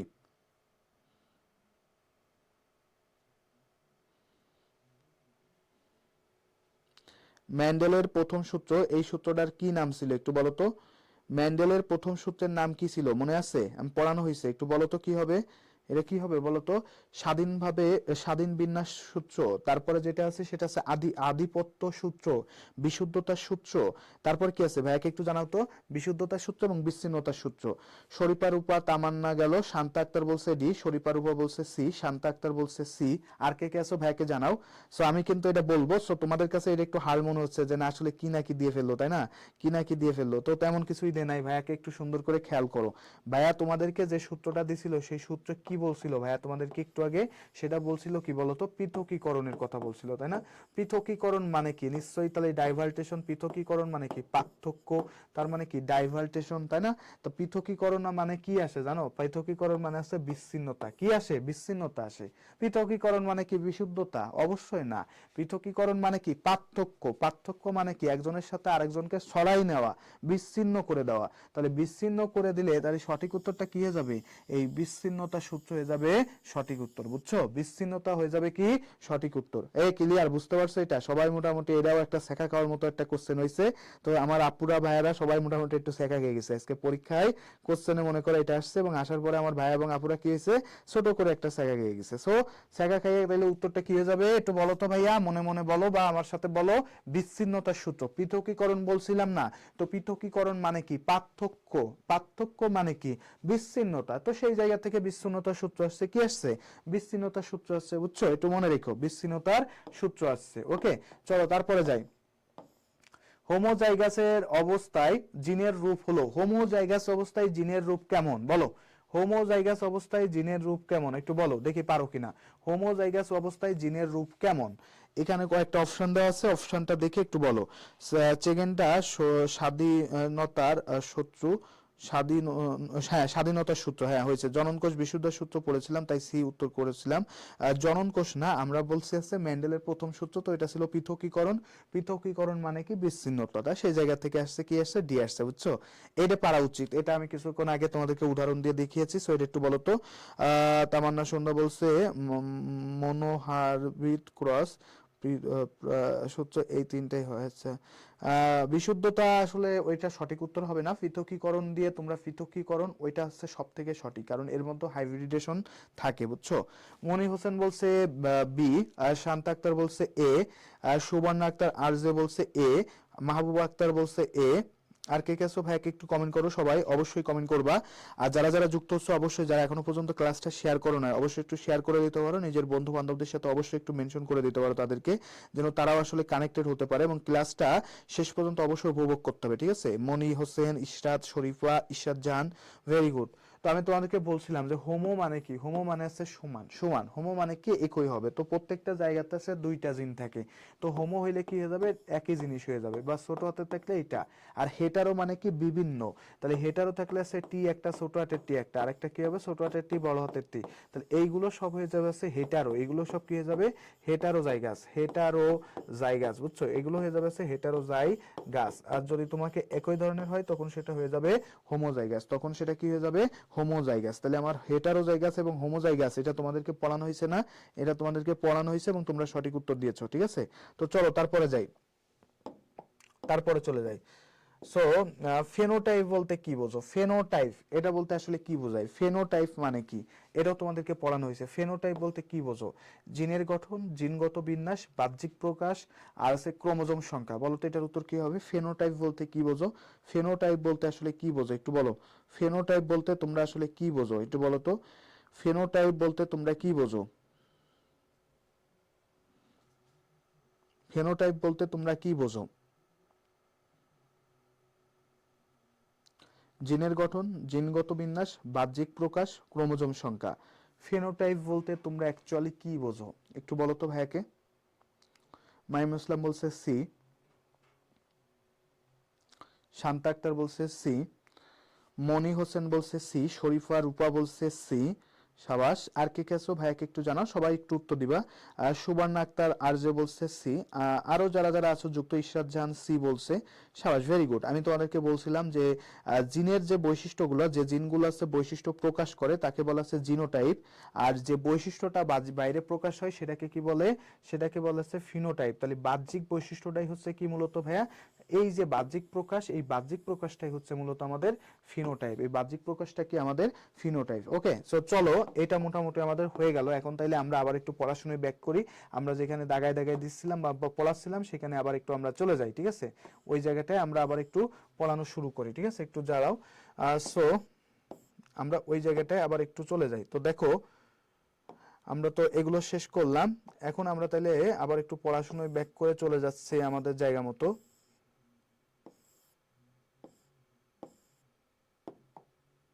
তো দেখো এবার আমরা যেটা পড়বো সেটা হচ্ছে, আমরা এই যে দুইটা সূত্রগুলো যে আলোচনা করলাম, এই যে দুইটা সূত্র আমরা আলোচনা করলাম, এই দুইটা সূত্রের আবার বেশ কিছু ব্যতিক্রম জিনিস আছে, বুঝছো, যে যারা আবার এই এই সূত্রগুলো ফলো করে না। তো প্রথম সূত্রের যে ব্যতিক্রম আছে, প্রথম সূত্র গ্রেগর জোহান মেন্ডেলের প্রথম সূত্রের ব্যতিক্রম, সেই ব্যতিক্রম কোনগুলো আছে জাস্ট একটু আমি তোমাকে একটু সহজ ভাষায় লিখে নিচ্ছি। প্রথম যে ব্যতিক্রম আছে সেটাকে বলা হয় অসম্পন্ন প্রকট, কি বলা হয়, অসম্পন্ন প্রকটতা, ঠিক আছে। এই জায়গাটায় প্রকটতা, এই বিষয়টা কি কিভাবে হচ্ছে প্রকটতা, এটা হচ্ছে আমার প্রথম সূত্রটা কি ছিল, প্রথম সূত্রটার অনুপাত ছিল 3:1, বাট এই অসম্পূর্ণ প্রকটতার জন্য এই অনুপাতটা হয়ে যায় 1:2:1, 1:2:1, 1:2 কি হচ্ছে 1। এটা কোথায় ঘটে, সন্ধ্যা মালতী, সন্ধ্যা মালতী ফুলে কোথায় ঘটবে, সন্ধ্যা মালতী ফুলে। এই সন্ধ্যা মালতী ফুল থেকে তুমি গোলাপ টোলাপ পাবা, এই ইতিহাস আছে অনেক কিছু, তো আমরা অত কিছু যাব না। সন্ধ্যা মালতী এবং গোলাপ ফুলে, সন্ধ্যা মালতী এবং গোলাপ, এই যে ফুলগুলাতে আছে এই ফুলগুলাতে সাধারণত এই বৈশিষ্ট্যটা দেখা যায়, গোলাপ, এরা আবার প্রথম সূত্রটা মেনে চলে না। 2 নাম্বার যেটা দেখা যায় সেটা হচ্ছে সমপ্রকটতা, কি দেখা যায়, সমপ্রকটতা, ঠিক আছে, সমপ্রকটতা, এটা মানে হচ্ছে একই ধরনের প্রকটতা, এটা দেখা দিলে এটারও অনুপাত হয়ে যাবে 1:2:1। এবং এটা কোথায় দেখা যায়, এটা দেখা যায় যাতে হচ্ছে তোমার মোরগ এবং মুরগির মধ্যে ক্রস ঘটিয়ে, কালো এবং সাদা বর্ণের আন্দোলিশিয়ান যে মোরগ, কালো ও সাদা বর্ণের আন্দোলিশিয়ান মোরগ, কালো ও সাদা বর্ণের আন্দোলিশিয়ান কিছু মোরগ আছে, আন্দোলিশিয়ান, এই মোরগে আন্দোলিশিয়ান মুরগি অথবা যাই বলো এদের মধ্যে কুরাস ঘটালে এই জিনিসটা দেখা যায় যে সেখানে সব হচ্ছে কালো এবং সাদা হবে না, অন্য টাইপের জিনিসও কিন্তু এখানে ঢুকে যায়, কালো এবং সাদার মাঝখানে শ্যামলা বর্ণ চলে আসে। সো কিছু কালো কিছু সাদা আবার কিছু কি হয়ে যাচ্ছে শ্যামলা বর্ণ আসতেছে। এবং সর্বশেষ আরেকটা জিনিস আছে সেটা হচ্ছে লিথাল জিন। কি আছে? লিথাল জিন। তো লিথাল জিন হচ্ছে মারণ জিন। লিথাল জিনকে কি বলা হয়? মারণ জিন। লিথাল জিনের আরেকটা নাম হচ্ছে মারণ জিন। মারণ জিন যে জিনিসটা ওই জীবকে মেরে ফেলে, ওই জীবকে কি করে? মেরে ফেলে। এটার অনুপাত আসে কত জানো? 2:1। এটার অনুপাত কত আসে? 2:1। লিথাল জিন যখন প্রকাশিত হবে তখন ওই জিনিসটাকে মেরে ফেলবে, বুঝছো? ওই জিনিসটাকে কি হবে? মেরে ফেলবে। তো লিথাল জিনের প্রকোপটায় বেশ কিছু জিনিস দেখা যাইতে পারে যেগুলো আসলে লিথাল জিনের কারণে একজন মানুষের কিন্তু বেশ মৃত্যুটিত্ব হতে পারে, বুঝছো? তো লিথাল জিনের কিছু প্রকটতা হচ্ছে হিমোফিলিয়া টিলিয়া দিয়ে, বুঝছো? অনেক জায়গা আছে সেক্সুয়াল ট্রান্সমিটেড ডিজিজ যেগুলো আছে, মনে করো যে সেক্স লিঙ্ক ডিসঅর্ডার আছে, এইসবের কারণে লিথাল জিনের কারণে মানুষ মারা যায়। তাহলে এটার অনুপাত হবে কত? 2:1। এটার অনুপাত 3:1 পরিবর্তে 2:1 হয়ে যাবে। কারণ কি? এখানে একজন মারা যাবে, এখানে কি হয়ে যাবে? একজন মারা যাবে, বুঝছো? এবার চলে যাই মেন্ডেলের যে দ্বিতীয় সূত্র আছে না, মেন্ডেলের দ্বিতীয় সূত্রের কিছু ব্যতিক্রম আছে। সেই দ্বিতীয় সূত্রের ব্যতিক্রম কোনগুলো আছে জাস্ট একটু খেয়াল করো। মেন্ডেলের যে দ্বিতীয় সূত্রটা আছে সেই দ্বিতীয় সূত্রের ব্যতিক্রম,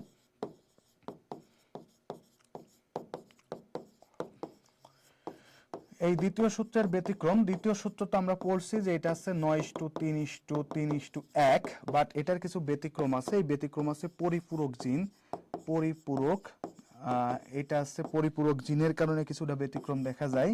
তখন এটার অনুপাত হয়ে যায় হচ্ছে, এটার অনুপাত 9:, এটার পরিবর্তে 9:7 হয়ে যায়। কি হয়ে যায়? 9:7 হয়ে যায়, বুঝছো? আরেকটা আছে এপিস্টাসিস। কি আছে? এপিস্টাসিস। এপিস্টাসিস, এপিস্টাসিস এই যে এপিস্টাসিস আছে না, এপিস্টাসিসের কারণে অনুপাত হয়ে যায় 13:3, 13:3, বুঝছো? 13:3 হয়ে যায়। এরপর আছে দ্বৈত প্রসন্ন।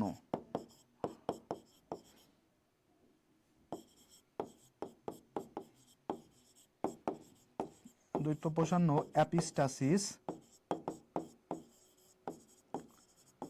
এটার কারণে অনুপাত হয়ে যায় সাধারণত 9:7। দ্বৈত প্রসন্ন এপিস্টাসিসের অনুপাত হয়ে যায় কত? 9:7। ওকে, এই তিনটা জিনিস একটু লিখে নেবে। এটা হচ্ছে দ্বিতীয় সূত্রের ব্যতিক্রম। এরা সব হচ্ছে কি? দ্বিতীয় সূত্রের ব্যতিক্রম, বুঝছো? এটাগুলো সবই হচ্ছে দ্বিতীয় সূত্রের ব্যতিক্রম। এগুলো সবই হচ্ছে দ্বিতীয় সূত্রের ব্যতিক্রম, ঠিক আছে? এইগুলো সব হচ্ছে দ্বিতীয় সূত্রের ব্যতিক্রম। এখন আমি তোমাদের কিছু জিনিস একটু শেখাবো, জাস্ট শুধু তোমরা একটু লক্ষ্য করবে। এগুলো সবই হচ্ছে কি? দ্বিতীয় সূত্রের ব্যতিক্রম। ওকে, এবার চলে যায়। দেখো, এইবার যে জিনিসটা একটু পড়াতে চাচ্ছি সেটা হচ্ছে মানুষের যে ক্রোমোজোম সংখ্যা, সেই জিনিসগুলো নিয়ে একটু পড়াই। সেটা হচ্ছে মানুষের ক্রোমোজোম সংখ্যা হচ্ছে টোটাল, তোমরা এটা জানো, মানুষের ক্রোমোজোম সংখ্যা কি আছে সেটা তোমরা মোটামুটি জানো। মানুষের ক্রোমোজোম সংখ্যা হচ্ছে 46টি। কয়টি? 46টি, বা এটাকে যদি বলা হয় 23 জোড়া। কি হয়ে যাবে? 23 জোড়া। এই 46টি ক্রোমোজোমের মধ্যে অটোসোম, অটোসোম মানে কি? যেগুলো আসলে বাহ্যিক দিকগুলো তৈরি করে, সেই অটোসোম হচ্ছে 22 জোড়া, যেটাকে সহজ ভাষায় বলা যায় 44টি। কয়টি? 44টি। আর আছে আরেকটা আছে সেক্স ক্রোমোজোম। কি আছে? সেক্স ক্রোমোজোম, যেটা সেক্স নির্ধারণ করে। এই সেক্স ক্রোমোজোম সংখ্যা হচ্ছে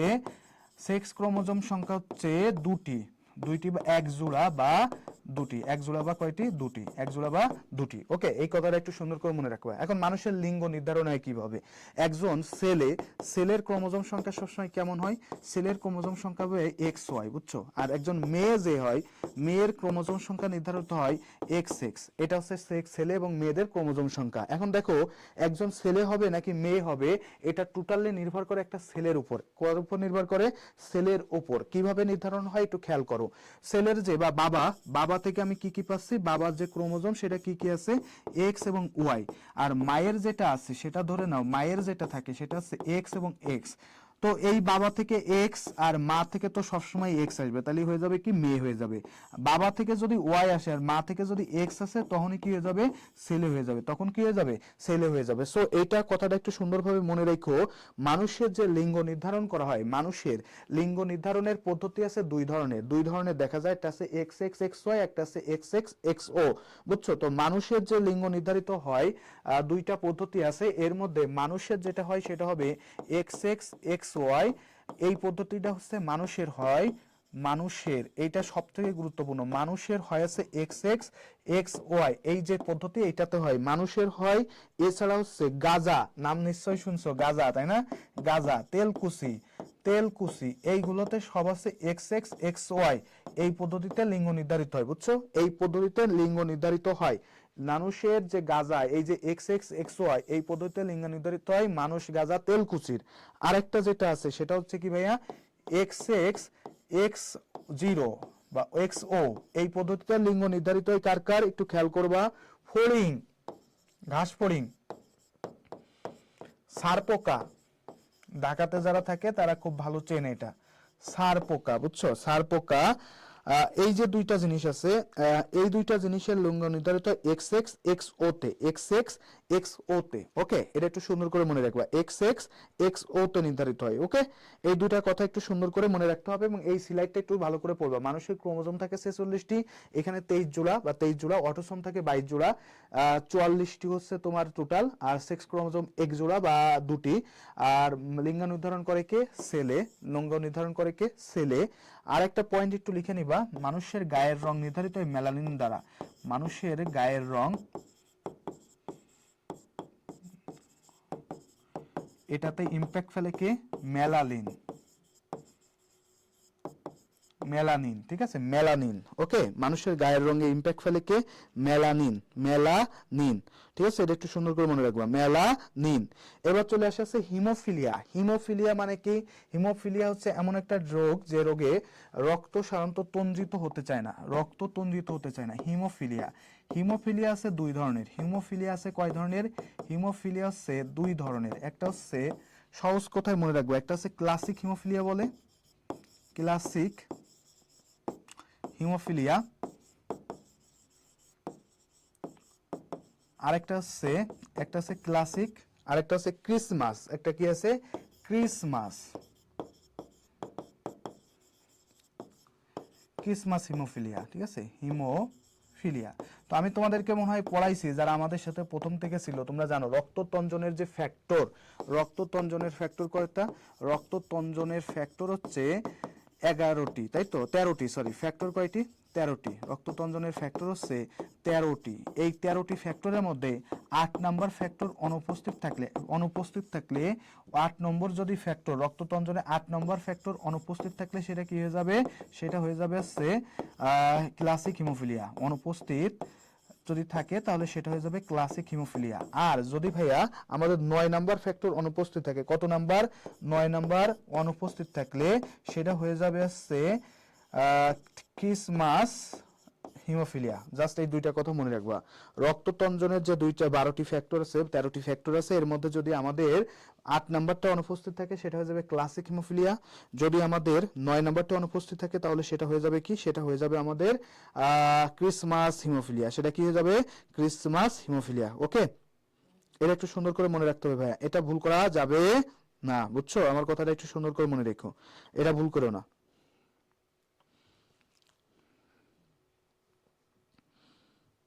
এগুলো ভুল করো না, ঠিক আছে? এগুলো ভুল করো না, ওকে? এগুলো ভুল করবে না। এবার চলে যাই আরেকটা খুব গুরুত্বপূর্ণ জিনিস, রক্তের ব্লাড গ্রুপ।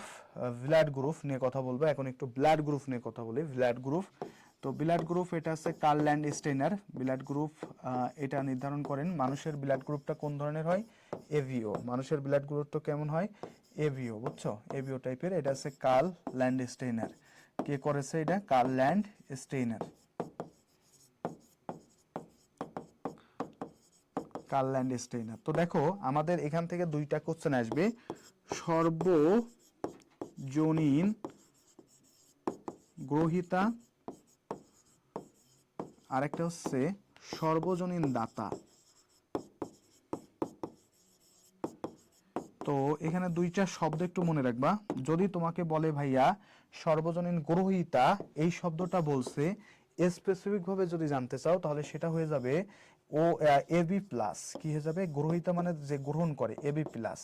আর যদি গ্রুপ হিসেবে তোমাকে জানে তাহলে এবি দিয়ে দিবা, ঠিক আছে?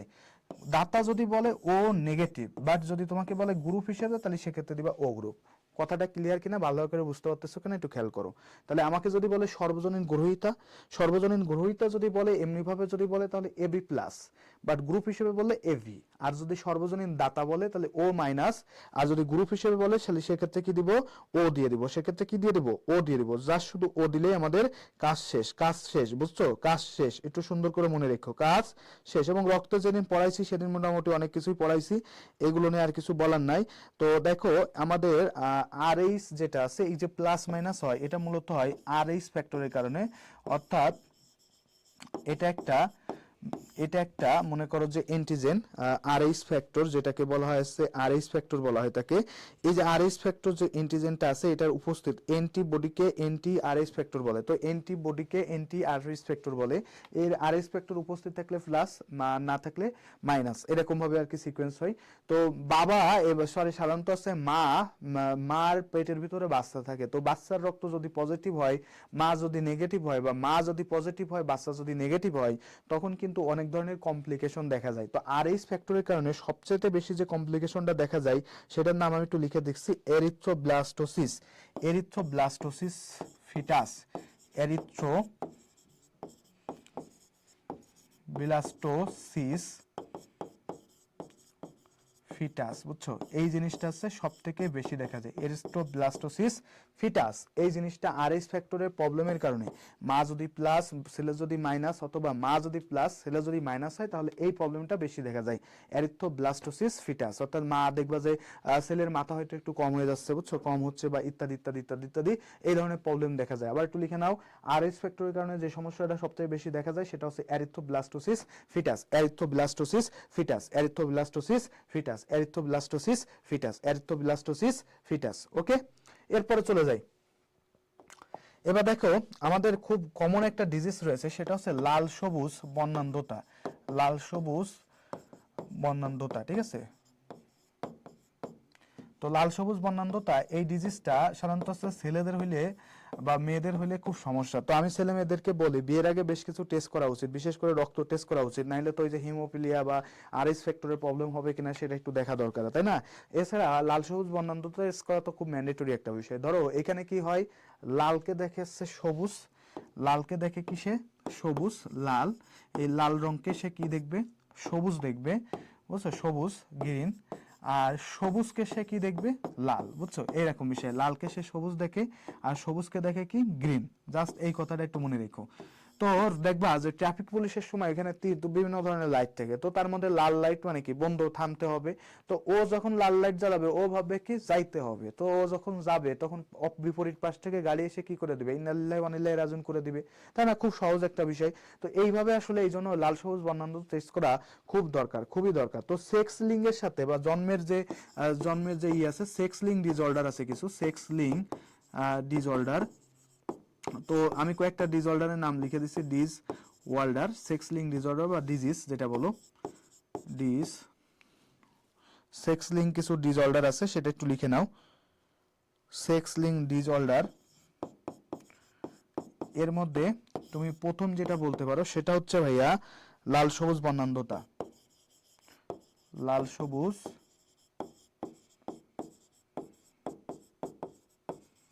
একটা আছে, তারপর আছে হিমোফিলিয়া,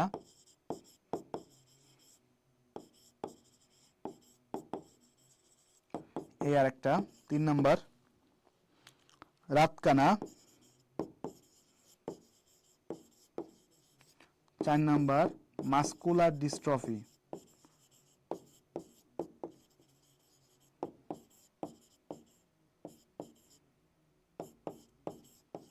মাস্কুলার ডিস্ট্রফি এরকম বেশ কিছু। টেস্টিকুলার ফেমিনাইজেশন, এই রোগটাই টেস্টিকুলার ফেমিনাইজেশন, এই রোগটা আছে একটা ছেলে ধীরে ধীরে মেয়ে হয়ে যায়, বুঝছো। টেস্টিকুলার ফেমিনাইজেশন কি, এই রোগটাই একটা ছেলে আছে ধীরে ধীরে কি হয়ে যায়, মেয়ে হয়ে যায়, বুঝছো। এই রোগটাই টেস্টিকুলার ফেমিনাইজেশনে একটা ছেলে ধীরে ধীরে মেয়ে হয়ে যায়। ওকে, একটি ছেলে ধীরে ধীরে মেয়ে হয়ে যায়, টেস্টিকুলার ফেমিনাইজেশন। তো এইগুলাকে বলা হয় সেক্স লিঙ্ক ডিসঅর্ডার, ঠিক আছে। এগুলাকে কি বলা হচ্ছে, সেক্স লিঙ্ক ডিসঅর্ডার। তো এইটুখানি পড়লে মোটামুটি জিনতত্ত্ব শেষ। এইটুখানি যদি পড়তে পারো জিনতত্ত্ব আলহামদুলিল্লাহ আলহামদুলিল্লাহ শেষ, ওকে ফাইন, ঠিক আছে, জিন তত্ত্ব শেষ, ডান। এবার জিন তত্ত্বের পরে আমাদের যেটা আছে সেটা হচ্ছে বিবর্তন। এরপরে যে শব্দটা আছে সেটা কি? বিবর্তন। তো বিবর্তন নিয়ে একটু কথা বলি। বিবর্তনের বেশ কিছু ধাপ আছে, যে আজকে একটা মানুষের যে সৃষ্টি হয়েছে এটা কিভাবে সৃষ্টি হয়েছে। বিবর্তন শব্দটা সর্বপ্রথম ব্যবহার করেন আছে এম্পেডোক্লিস। কে ব্যবহার করেন? এম্পেডোক্লিস, এই ব্যক্তিটা এম্পেডোক্লিস, এই ব্যক্তি সর্বপ্রথম বিবর্তন শব্দটা, বিবর্তনের জনক বলা হয় কাকে? এম্পিডোক্লিসকে, বুঝছো? বিবর্তনের জনক বলা হয় কাকে? এম্পিডোক্লিসকে। বাট এই শব্দটা সর্বপ্রথম শব্দ এটা ব্যবহার করে আছে ল্যামার্ক। কে ব্যবহার করে? ল্যামার্ক। ল্যামার্কসের একজন বিবর্তনবিদ, তাদের বেশ কিছু তত্ত্ব আছে। ল্যামার্কের যে তত্ত্বটা আছে, ল্যামার্ক এই যে তত্ত্বটা দেন তিনি, এই তত্ত্বটাকে বলা হয়, ল্যামার্কের যে বিবর্তন তত্ত্বটা আছে এই তত্ত্বটা তিনি দিয়েছিলেন। তো ল্যামার্কের যে সূত্রটা আছে তিনি বেশ কিছু সূত্র আসলে ইউজ করছিলেন। তো ল্যামার্কের যে তত্ত্বটা, এই তত্ত্বটার মাধ্যমে সে কি বলছে, যে জিরাফের গলা লম্বা হয়েছে কেমনে? জিরাফ প্রথমে ঘাস খাইতো, কিন্তু ঘাসগুলো খাইয়ে শেষ করে ফেলানোর পরে তার তো উপরের লেভেলের ঘাস খাইতে হবে। তো উপরের পাতা খাইতে গেলে কি করতে হবে? গলা উঁচু করতে হবে। এই উঁচু করতে করতে নাকি জিরাফের গলা লম্বা হয়ে গেছে, বুঝছো? এইগুলোকে এটাকে কি বলছিল? এটাকে বলছে তিনি অর্জিত বৈশিষ্ট্যের উত্তরাধিকার। অর্জিত বৈশিষ্ট্যের উত্তরাধিকার। তো এর যে বিবর্তনটা দিছে এটাকে বলা হয় অর্জিত বৈশিষ্ট্যের উত্তরাধিকার, ঠিক আছে। এরপরে দিছিল হচ্ছে ডারউইন। ডারউইনের একটা বিশাল বই আছে, স্পিসিস অফ দা ওয়ার্ল্ড বা স্পিসিস, এই ডারউইনের বিবর্তন তত্ত্ব, সেই বইটার নাম ছিল origin of the species by means of natural selection. The origin of species, এই কথাটা মনে রাখবো, অরিজিন অফ স্পিসিস। তো চার্লস ডারউইন সেটা যেটা দিছে সেটাকে বলা হয় প্রাকৃতিক নির্বাচন, মানে প্রকৃতি ঠিক করবে কে বেঁচে থাকবে, প্রাকৃতিক নির্বাচন। তার কথাটা ছিল প্রকৃতি ঠিক করবে কে বেঁচে থাকবে। তো আমি আরেকটু বলি, লেমার্কের কথা অনুযায়ী আরেকটু কথা আসি, সেটা হচ্ছে সে একসময় বলতো যে পেঙ্গুইন, তো নিশ্চয়ই নাম শুনছো পেঙ্গুইন, সে নাকি একসময় উল্টে পারতো, বাট সে অলস্যতার কারণে অর্থাৎ ডানার ব্যবহার না করতে করতে এখন সে আর উঠতে পারে না, অ্যান্টার্কটিকা মহাদেশে বসবাস করে, বুঝছো। আর ডারউইন কি বলছে? ডারউইন বলছে যে পৃথিবীতে একসময় ডাইনোসর ছিল, বাট সেটা কি হয়ে গেছে, প্রকৃতির যে পরিবর্তন বা প্রকৃতির যে বিবর্তন, সেই বিবর্তনের সাথে সে টিকতে পারে নাই। যেহেতু সে টিকতে পারে নাই, এই জন্য সে কি হয়েছে, হারাই গেছে। যে টিকে আছে সেই পৃথিবীতে এখনো পর্যন্ত বাইসে আছে, সে কি হয়েছে, এখনো পর্যন্ত বাইসে আছে, বুঝছো। তো ডারউইনের পর আবার একটা তত্ত্ব হয়েছে একে ভিত্তি করে, সেটা হচ্ছে নব্য ডারউইন তত্ত্ব, বুঝছো। নব্য ডারউইন ডারউইন তত্ত্ব, নব্য ডারউইন তত্ত্ব। এই তত্ত্বটা দিছে আছে ভাইসম্যান। কি দিছে? এই তত্ত্বটা দিছে আছে ভাইসম্যান। নব্য ডারউইন তত্ত্বটা কি দিছে? ভাইসম্যান দিছে, বুঝছো। নব্য ডারউইন তত্ত্বটা দিছে আছে ভাইসম্যান, ঠিক আছে। এই কথাটা একটু সুন্দর করে মনে রাখবা। এরপরে আমাদের আরেকটা জিনিস পড়া লাগবে, সেটা হচ্ছে মানবদের বেশ কিছু নিষ্ক্রিয় অঙ্গ আছে। সেই নিষ্ক্রিয় অঙ্গগুলো জাস্ট আমি একটু লিখে দিব, তোমরা একটু সুন্দর করে পড়ে ফেলবা। নিষ্ক্রিয় অঙ্গ আছে, মানবদের বেশ কিছু নিষ্ক্রিয় অঙ্গ আছে। তাহলে আমি কি কি বললাম? বিবর্তনের জনক আছে এম্পোডোকোলাস, শব্দটা ব্যবহার করেন লেমার্ক। লেমার্ক আছে অর্জিত বৈশিষ্ট্যের উত্তরাধিকার, এই তত্ত্ব দিছে। ডারউইন দিছে প্রাকৃতিক নির্বাচন। ডারউইনের নব্য ডারউইন তত্ত্ব, এটা দিছে ভাইসম্যান। কে দিছে? ভাইসম্যান দিছে, ঠিক আছে। এইবার আসি আছে নিষ্ক্রিয় অঙ্গ নিয়ে, মানবদের নিষ্ক্রিয় অঙ্গ, মানবদের নিষ্ক্রিয় অঙ্গ।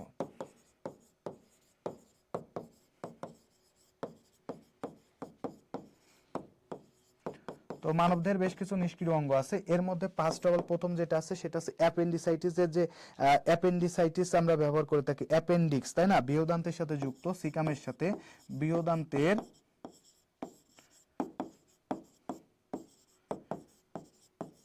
সিকামে যুক্ত অ্যাপেন্ডিক্স, এটা আমাদের কোনো কাজে লাগে না, বুঝছো, হুদাই দিয়ে রাখছে। এরপরে 2 নাম্বার আছে চোখের উপপল্লব।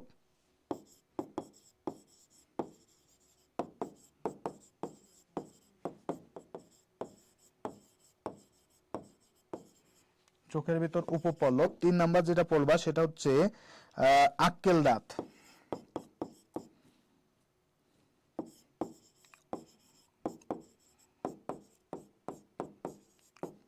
4 নম্বর হচ্ছে কর্ণপেশী। আর আছে আমরা বলছিলাম একসময় লেস থাকতে, কগজিক্স বা পুঞ্ছাস্তি, ঠিক আছে, পুঞ্ছাস্তি। এগুলো সব হচ্ছে আমাদের অকেজো জিনিস, এগুলো আমাদের কোনো কাজে লাগে না। আবার আরেকটা আছে 6 নম্বর, সেটা হচ্ছে গায়ের লোম। গায়ের লোমটা হচ্ছে কি আমাদের কোনো কাজে লাগে না, গায়ের লোম। তাহলে এইগুলো সবই হচ্ছে আমাদের নিষ্ক্রিয় অঙ্গ, অর্থাৎ এইগুলো আমাদের আর কোনো কাজে লাগতেছে না, এগুলো সব কি আমাদের কোনো কাজে লাগতেছে না। তাহলে এগুলোকে কি বলা হচ্ছে? নিষ্ক্রিয় অঙ্গ। এগুলোকে কি বলা হচ্ছে? নিষ্ক্রিয় অঙ্গ। ঠিক আছে, এগুলোকে কি বলা হচ্ছে? নিষ্ক্রিয় অঙ্গ। ওকে ভাই, বুঝতে পারছো এই পর্যন্ত? সবাই বুঝতে পারছো কিনা ভাইকে একটু কমেন্ট করবা। আমরা এখন একটু এমসিকিউ সলভে চলে যাব। আমরা মোটামুটি অনেক কিছুই পড়ে ফেলছি, সো আমরা এখন একটু এমসিকিউ সলভ করব। এমসিকিউ সলভ করলে মোটামুটি আমাদের অনেক পড়া কিন্তু কভার হয়ে যাবে। ঠিক আছে ভাইয়া, এই পর্যন্ত যদি বুঝতে পারো তাহলে আমরা আবার একটু এমসিকিউ সলভে চলে যাব। আমাদের এই পড়াগুলো একটু লিখে নিছো কিনা, সবাই ডান কিনা ভাইয়াকে একটু জানাই দিবা। যদি ডান হয়ে যায় বাকিগুলো ইনশাল্লাহ আমরা এমসিকিউর মাধ্যমে পড়লেই ইনশাল্লাহ হয়ে যাবে। ঠিক আছে, এর বাইরে যদি তোমাদের কোনো কোশ্চেন থাকে সেটা আমাদেরকে জানাইতে পারো। ওকে, সো আমাদের যে স্টুডেন্ট গ্রুপ আছে সেখানে আমিও আছি, অ্যাড আছি, সো আমাকে অবশ্যই জানাইতে পারো। আমি ইনশাল্লাহ তোমাদের সেইগুলো অবশ্যই সলভ করে দিব। সো চলো, এটা যদি হয়ে যায় তাহলে আমরা একটু চলে যাই, আমরা কিছু জিনিস সলভ করি, তাহলে সেটা ভালো লাগবে। তো এইটা তো আমরা বুঝতে পারছি। এরপরে চলে আসি, যেটা হচ্ছে 9 নম্বর কোশ্চেন, সেটা হচ্ছে মানবদেহের ক্রোমোজোম সংখ্যা কয়টি? মানবদেহের ক্রোমোজোম সংখ্যা কয়টি? এটা আমরা একটু আগেই পড়াইছি, সো এটা তোমরা পারবা। মানবদেহের ক্রোমোজোম সংখ্যা কয়টি বলো তো? মানবদেহের ক্রোমোজোম সংখ্যা কয়টি? এটা আমরা একটু আগে পড়াইছি, তাই না? একটু আগেই পড়াইছি। সো যতটুকু দিছি ভাইয়া এতটুকু যদি তুমি পড়ো, নার্সিং আর এর বাইরে কিচ্ছু আসবে না। যতটুকু কথা বলছি এনাফ, এনাফ ফর ইউ। ঠিক আছে, this is enough for you. Okay, এখন বলো ভাইয়া মানবদেহের ক্রোমোজোম সংখ্যা কয়টি? আমাদের আজকের প্রথম কোশ্চেন বা 9 নম্বর কোশ্চেনটা হচ্ছে কি মানবদেহের ক্রোমোজোম সংখ্যা কত? তো এটা পারবা, দেখো তো পারো কিনা। যারা যারা জানো ভাইকে একটু জানাই দাও। 44, 46, 48, 23, বলো তো কয়টি হবে? শান্তা আক্তার বলছে 46। আর কে কে আছো ভাইকে একটু কমেন্ট কমেন্ট করো, কমেন্ট করে জানাই দাও। 46 বলছে, আর যে যে আছো একটু কমেন্ট করো।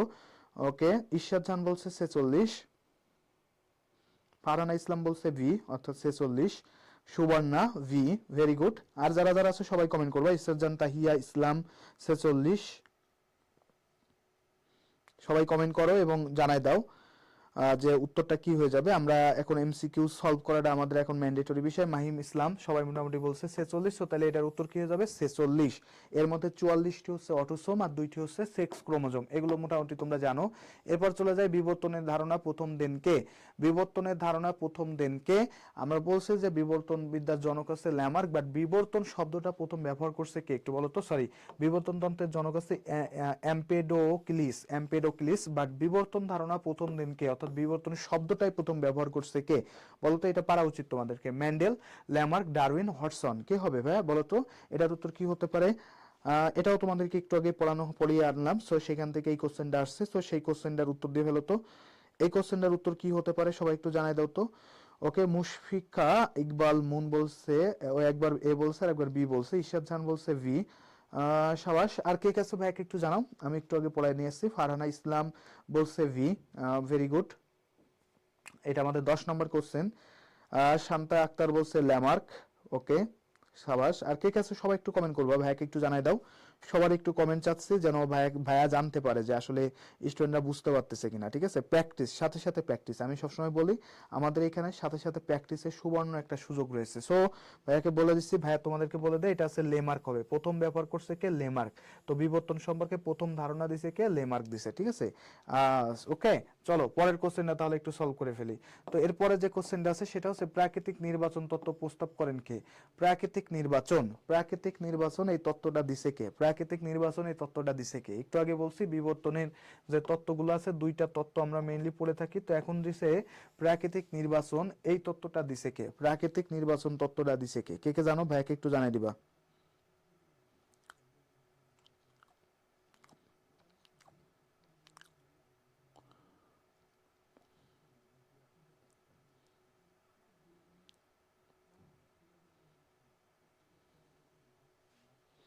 প্রাকৃতিক নির্বাচন এই তত্ত্বটা দিছে কে?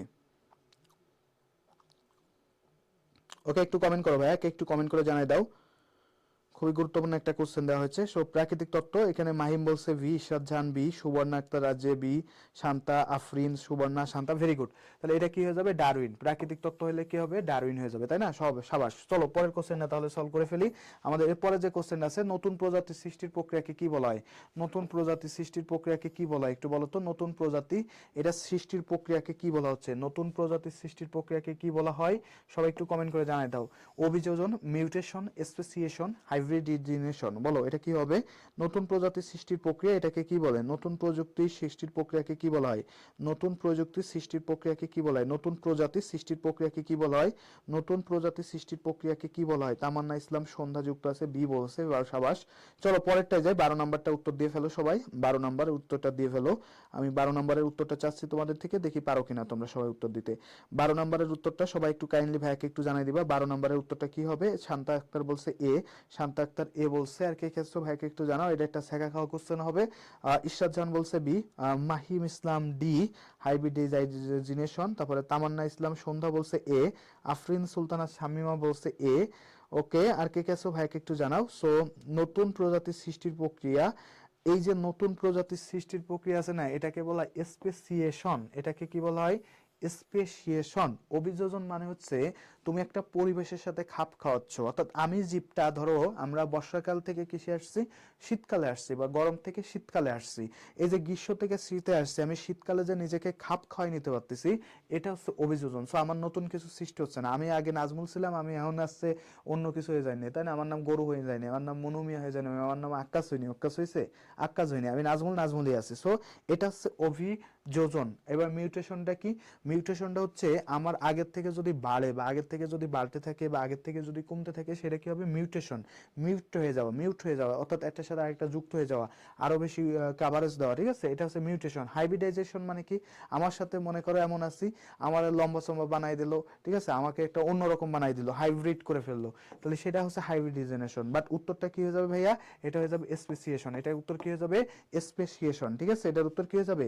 স্পেসিয়েশন, ঠিক আছে? চলো পরের কোশ্চেনটা সলভ করে ফেলি। পরে যেটা আছে, অর্জিত বৈশিষ্ট্যের উত্তরাধিকার সূত্রে প্রাপ্ত হয় এই মতবাদ। অর্জিত বৈশিষ্ট্যের উত্তরাধিকার সূত্রে প্রাপ্ত হয় এই মতবাদ দেনকে। অর্জিত বৈশিষ্ট্যের উত্তরাধিকার সূত্রে প্রাপ্ত মতবাদ, এই মতবাদটা দেনকে? বলো। Darwin, Wendell, Lamarck, de Vries. Okay, এটা পারবা, এটা খুব সহজ একটা কোশ্চেন দেওয়া হয়েছে। এটা 13 নাম্বার, এটা 15 নাম্বার না, এটা লিখতে হয়তো একটু ভুল হয়েছে। সো এটার উত্তর কি হবে একটু বলো তো, ভাইকে একটু জানাই দাও।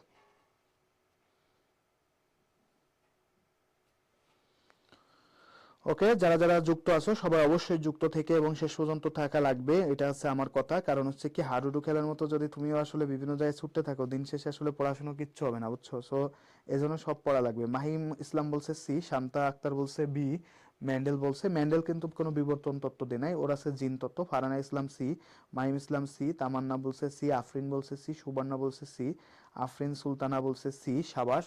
তো আমরা একটু আগে যেটা বলছি প্রাকৃতিক নির্বাচন, ওইটা কে দিছে? ওইটা দিছে ডারউইন। আর অর্জিত বৈশিষ্ট্যের উত্তরাধিকার দিছে কে? ল্যামার্ক। কে দিছে? ল্যামার্ক দিছে, বুঝছো? এটা উত্তর কি হয়ে যাবে তাহলে? ল্যামার্ক হয়ে যাবে। সাবাস, যারা যারা পারছো সবাইকে অসংখ্য ধন্যবাদ, ভেরি গুড, সাবাস, অনেকের উত্তর হয়েছে। সো দেখো, এই হচ্ছে সব মিলে আজকে যে আমাদের জিনতত্ত্ব এবং বিবর্তন যে অধ্যায়টা ছিল, সেই অধ্যায়টা মোটামুটি শেষ করলাম। এখন তোমাদের একটু বলে, আমার স্কুল তোমাদের জন্য কিন্তু নিয়মিত যে ফ্রি ক্লাস, যারা আমাদের সাথে দীর্ঘদিন ধরে আছে তারা কিন্তু জানে আমাদের এখানে কিন্তু নিয়মিত প্রতিদিনই ঠিক সন্ধ্যা 7টায় কিন্তু ফ্রি ক্লাস হয়, এবং প্রতি বুধবার আমার সাথে তোমাদের দেখা হয় জীববিজ্ঞান ক্লাস নিয়ে বা বিজ্ঞান ক্লাস নিয়ে। তো দেখো, আমি তোমাদেরকে বলবো যে এক্সাম ব্যাচ আমাদের যেটা আছে, সেই এক্সাম ব্যাচটাই অবশ্যই সবাই দ্রুত এনরোল করে ফেলো। কেন? এই এক্সাম ব্যাচটা তোমাকে কি দিচ্ছে ভাইয়া? বিএসসি তে তোমরা যারা পরীক্ষা দিবা এবং ডিপ্লোমাতে যারা পরীক্ষা দিবা, সবার জন্য যে জিনিসটা তোমাদেরকে প্রোভাইড করতেছে সেটা হচ্ছে 168টি পরীক্ষা। কয়টি পরীক্ষা? 168টি, নট জোক, একটা 168, যার মধ্যে ধরো তুমি 12টি পাচ্ছ ফ্রি। কি পাচ্ছ? 12টি একদম ফ্রি, সবার জন্য উন্মুক্ত। তো ফ্রি পরীক্ষাগুলো তুমি দিতে পারবা। বিএসসি তে কোর্স ফিটা হচ্ছে মাত্র 600 টাকা, এটা বেশি না কিন্তু। আর ডিপ্লোমাতে কোর্স ফি হচ্ছে মাত্র 500 টাকা। এই 600 টাকা এবং 500 টাকা দিয়ে তুমি পরীক্ষাগুলো দিয়ে নিজেকে জাজ করতে পারতেছো। পাশাপাশি আমাদের যে ক্লাসগুলো আছে, এগুলো তো অটোমেটিক্যালি তোমাদের সবার জন্য ফ্রি। সো যারা এখনো পর্যন্ত এনরোল করো নাই, তোমরা অবশ্যই আমার স্কুলের যে আমাদের যে পেজ আছে, পেজে নক করতে পারো। আমাদের যে নাম্বার আছে, সেই নাম্বারে যোগাযোগ করে দ্রুত এক্সাম ব্যাচ বা ওয়েবসাইটে এনরোল করে ফেলো, এবং এনরোল করে পরীক্ষাগুলো তো অবশ্যই অ্যাটেন্ড করবা। সেই সাথে সাথে যে ক্লাসগুলো হচ্ছে ইফেক্টিভ, তোমাদের জন্য চমৎকার ইফেক্টিভ কিছু ক্লাস হচ্ছে, সেই ক্লাসগুলো ইনশাল্লাহ লাগবে ভাইয়া বিএসসি তে। এক্সাম ব্যাচে ভর্তি হতে বিএসসি তে মাত্র 600 টাকা, ঠিক আছে? মাত্র 600 টাকা লাগবে। সো ইফেক্টিভ হবে। সো পরীক্ষাগুলো দিবা, কারণ পরীক্ষা দেওয়ার দরকার আছে। পরীক্ষা দিলে তোমার মধ্যে একটা কনফিডেন্স গ্রো হবে, বা তোমার কেন ভুল যাচ্ছে, কোন জন্য ভুল যাচ্ছে, এটা দরকার দরকার, বুঝছো? লাস্টের দিকে এসে লাস্টের 1 মান্থ বা সামথিং কিছু একটা, এই সময় আমরা সবসময় বলে থাকি যে ভাই তোমার বেশি চিন্তা করতে হবে না। আমরা যে কাজটা করে থাকি সেটা হচ্ছে লাস্টের সময় বলি যে পরীক্ষা দিতে ওই সময়টা কি হয়, সবচেয়ে বড় গাইডলাইনটা থাকে ওই সময়, ঠিক আছে? প্রতিদিন তোমার কথা শুনবে, তোমাকে দেখাই দিবে, এই জিনিসটা হলে কত যে চমৎকার লাগে, সেটার থেকে আর কোনো কিছু হতে পারে না, বুঝছো? তো যাই হোক, তোমরা যারা ভর্তি হতে চাও তোমরা অবশ্যই যোগাযোগ করবে, আমাদের যে নাম্বার দেওয়া আছে নাম্বারে যোগাযোগ করবা। ওকে, সো আজকের ক্লাস তোমাদের কেমন লাগছে সেটা ভাইয়াকে একটু জানাই দাও। আজকের ক্লাসটা তোমরা বুঝতে পারছো কিনা সবকিছু মিলাই।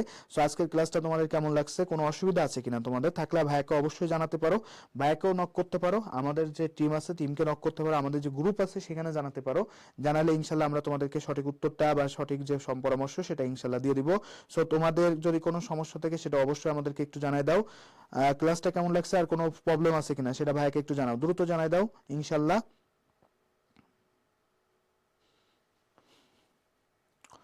ওকে, সো আজকের ক্লাসটা তোমরা বুঝতে পারছো কিনা, কোনো প্রবলেম আছে কিনা সেটা ভাইয়াকে অবশ্যই একটু জানাই দিবা। ঠিক আছে, ভাইয়াকে অবশ্যই একটু জানাই দাও, ভাইয়াকে অবশ্যই দ্রুত একটু জানাই দিবা সবাই। সো আজকে তাহলে এই পর্যন্তই থাকবে সবাই তাহলে। যেহেতু আজকে অনেক দীর্ঘক্ষণ ধরে তোমরা ক্লাস করেছো, সবাইকে থ্যাংক ইউ সো মাচ, সবাই আমাদের সাথে দীর্ঘক্ষণ ধরে ক্লাস করার জন্য। সো তাহলে সবাই তাহলে ভালো, ভাইয়া নার্সিং এক্সাম 31 জানুয়ারি হতে হবে, এরকম কোনো কথাবার্তা এখনো আসলে তৈরি হয়নি ভাইয়া। সো যেহেতু হয় নাই, সো দ্যাটস ওয়াই এখনো পর্যন্ত বলতে পারতেছি না, বুঝছো? ফারহান ইসলাম, আলহামদুলিল্লাহ ভাইয়া, ফার্স্ট ক্লাসই অনেক ভালো লাগছে, থ্যাংক ইউ সো মাচ আপু। ওকে, সো তাহলে সবাই ভালো থাকবেন, সুস্থ থাকবেন, নেক্সট ক্লাসে তাহলে ইনশাল্লাহ দেখা হবে। আর ইনশাল্লাহ আবারও আপনাদের মাঝে আসবো, সেই পর্যন্ত সবার সুস্বাস্থ্য কামনা করে তাহলে আজকের মতো সেখানে শেষ করছি। দেখা হবে ইনশাল্লাহ বিজয়ে। নিয়মিত পড়াশুনো করবেন, পরীক্ষা যখনই হোক পড়াশুনো করতে হবে, আমার স্কুলের সঙ্গে থাকতে হবে, আমাদের সঙ্গে থাকবেন, ইনশাল্লাহ ভালো কিছু হবে, দেখা হবে ইনশাল্লাহ বিজয়ে, সেই প্রত্যাশা রেখে সবার সুস্বাস্থ্য কামনা করে আজকের মতো তাহলে ক্লাসটা এখানে শেষ করছি। আল্লাহ হাফেজ।